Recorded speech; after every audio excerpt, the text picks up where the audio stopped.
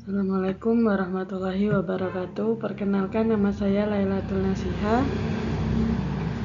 Saya di sini akan menjelaskan tentang contextual teaching and learning atau CTL untuk memenuhi tugas mata kuliah model dan strategi pembelajaran.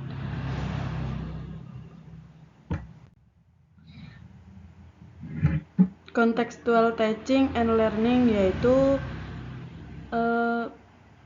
beberapa definisi atas dapat disimpulkan bahwa contextual teaching and learning merupakan pendekatan pembelajaran yang membantu guru menghubungkan materi yang diajarkan dengan situasi kehidupan nyata siswa dan mendorong siswa untuk menghubungkan pengetahuan mereka dengan menerapkan dalam kehidupan sebagai anggota keluarga dan masyarakat. Dalam kontekstual ini, siswa perlu memahami apa arti belajar, manfaat yang dibawanya, di mana mereka berdiri dan bagaimana mencapainya. Dengan ini siswa menghadapi bahwa apa yang dipelajari akan berguna bagi hidupnya nanti.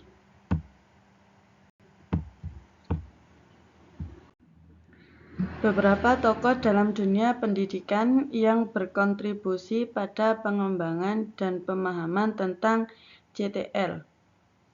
Berikut ini adalah beberapa tokoh yang terkait dengan pendekatan pembelajaran ini. Yang pertama ada Donaldson, dan yang kedua John Dewey. Yang ketiga yaitu Jean Piaget. Yang keempat yaitu Lev Vygotsky. Dan yang terakhir yaitu Howard Gardner. Donaldson yaitu seorang filsuf dan pendidik Amerika yang mengembangkan konsep refleksi dalam tindakan yang penting dalam CTL ini. Ia menekankan pentingnya refleksi dan pemikiran kritis dalam pembelajaran. John Dewey yaitu seorang filsuf dan pendidik Amerika yang menekankan pentingnya pembelajaran berbasis pengalaman dan konteks dalam pendidikan. Pemikirannya sangat relevan dengan pendekatan CTL ini. Jean Piaget yaitu seorang psikolog Swiss yang mengembangkan teori perkembangan kognitif anak. Pemikirannya tentang konstruktivisme dan pembelajaran berbasis pengalaman juga relevan dengan CTL. Lev Vygotsky yaitu seorang psikolog dan pemikiran pendidikan Rusia yang mengembangkan teori sosial kultural.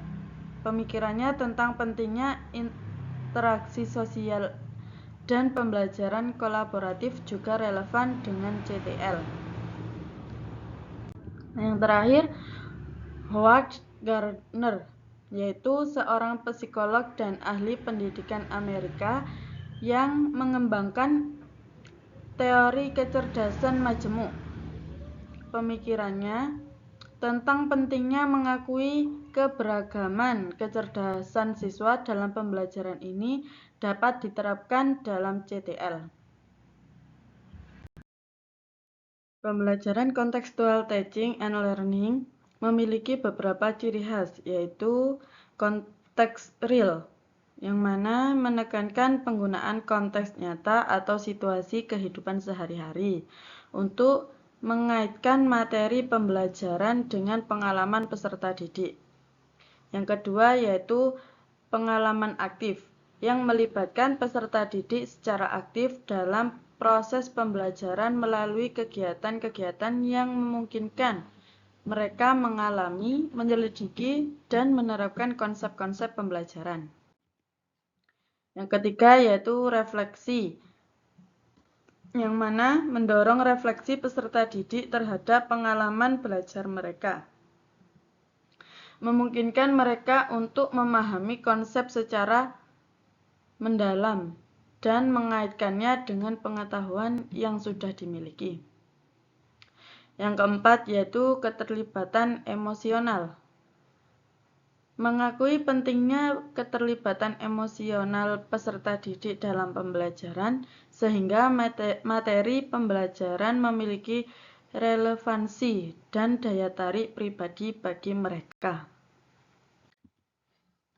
Yang kelima yaitu keterlibatan sosial. Mendorong kerjasama dan interaksi sosial di antara peserta didik. Memungkinkan mereka belajar dari pengalaman satu sama lain. Yang keenam yaitu pengetahuan teknologi. Memanfaatkan teknologi sebagai alat bantu untuk memperkarya pengalaman pembelajaran dan menghubungkan peserta didik dengan sumber daya yang relevan. Yang ketujuh yaitu penilaian autentik. Menggunakan metode ini, penilaian yang mencerminkan kemampuan dan penerapan pengetahuan peserta didik dalam konteks kehidupan nyata. Yang terakhir yaitu keterkaitan antar mata pelajaran. Menyelaraskan pembelajaran dengan berbagai mata pelajaran dan mengaitkannya dengan kehidupan sehari-hari agar peserta didik dapat melihat hubungan antar bidang studi. Salah satu kritik terhadap pembelajaran kontekstual ini yaitu bahwa implementasinya dapat menjadi rumit dan menuntut waktu, terutama untuk guru yang memungkinkan tidak memiliki sumber daya yang cukup atau pelatihan yang memadai. Selain itu, daya yang cukup atau pelatihan yang memadai. Selain itu, adanya kekhawatiran bahwa fokus pada konteks dapat mengorbankan pemahaman konsep yang mendalam, karena beberapa guru memungkinkan kesulitan menemukan keseimbangan yang tepat antara konteks dan substansi materi. Beberapa juga pendapat bahwa pembelajaran kontekstual mungkin kurang efektif dalam situasi di mana siswa memiliki latar belakang pengetahuan yang berbeda, karena sulit untuk menyesuaikan konteks yang sesuai untuk setiap individu.